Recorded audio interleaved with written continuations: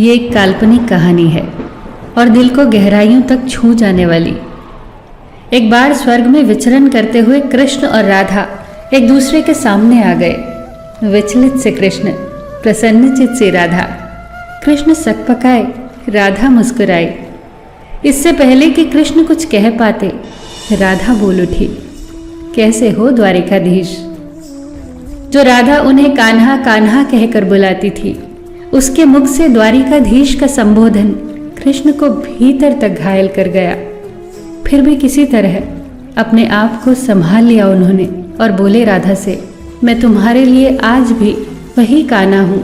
तुम तो मुझे द्वारिकाधीश मत कहो। आओ बैठते हैं। कुछ मैं अपनी कहता हूँ, कुछ तुम अपनी सुनाओ। सच कहूँ राधा, जब जब भी तुम्हारी याद आती थी, इन आंखों से आंसुओं की बूंदें निकल आती थी। राधा बोली, मेरे साथ ऐसा कुछ नहीं हुआ। न तुम्हारी याद आई, न आंखों से आंसू बहा, क्योंकि हम कभी तुम्हें भूले ही कहाँ थे। जो तुम याद आते, इन आंखों में तो सदा तुम ही थे।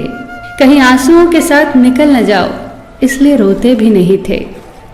कान्हा, प्रेम से अलग होने पर तुमने क्या खोया, इसका एक आईना दिखाऊं तुम्हें। कुछ कड़वे सच प्रश्न सुन पाओ तो सुनाऊं। कभी सोचा है इस तरक्की में तुम कितने पिछड़ गए। यमुना के मीठे पानी से जिंदगी की शुरुआत की और समुद्र के खारे पानी तक पहुंच गए। एक उंगली पर चलने वाले सुदर्शन चक्र पर भरोसा कर लिया और 10 उंगलियों पर चलने वाली बांसुरी को भूल गए। कान्हा, जब तुम प्रेम से जुड़े थे तो जो उंगली गोवर्धन पर्वत उठाकर लोगों को विनाश से बचाती थी, प्रेम से अलग होने पर वही उंगली क्या क्या रंग दिखाने लगी। सुदर्शन चक्र उठाकर विनाश के काम आने लगी।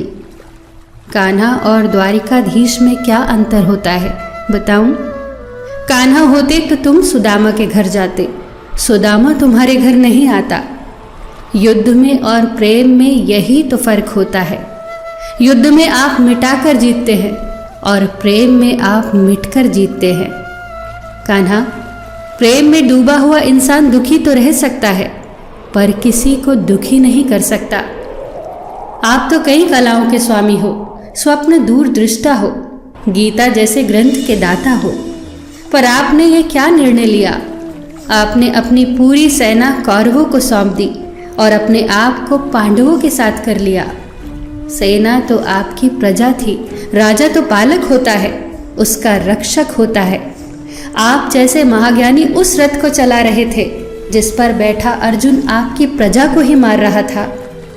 अपनी प्रजा को मरते देख आप में करुणा नहीं जगी, क्योंकि आप प्रेम से शून्य हो चुके थे। आज भी धरती पर जाकर देखो, आपकी द्वारिकाधीश वाली छवि को ढूंढते रह जाओगे। हर जगह, हर मंदिर में मेरे ही साथ खड़े नजर आओगे। मैं जानती हूँ कान्हा, लोग गीता के ज्ञान की बात करते हैं, उसके महत्व की बात करते हैं, पर धरती के लोग युद्ध वाले द्वारिकाधीश पर नहीं, प्रेम वाले कान्हा पर भरोसा करते हैं। गीता में मेरा दूर दूर तक नाम नहीं है, पर आज भी लोग उसके समापन पर राधे राधे कहते हैं। ये कहानी काल्पनिक जरूर है, पर इसके भीतर छिपी सीख बहुत महत्वपूर्ण है। श्री कृष्ण के पास कभी किसी प्रश्न का उत्तर ना हो, ऐसा तो हो ही नहीं सकता, परंतु राधा द्वारा लगाए गए प्रश्न चिन्हों पर कान्हा मौन रहे। यही तो है प्रेम में समर्पण का भाव।